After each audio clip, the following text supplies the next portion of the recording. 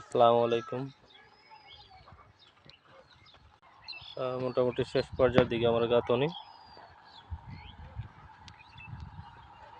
আজকে ভিতর দিয়ে আঞ্জি মারা হবে।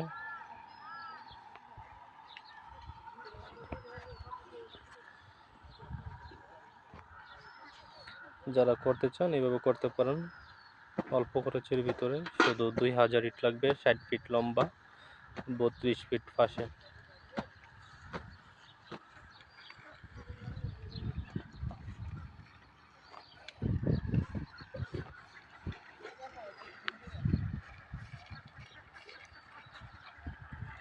আমাদের গাঁথনি আজকে শেষ, ভিতরে আঞ্জি মারা হবে স্বল্প খরচের ভিতরে।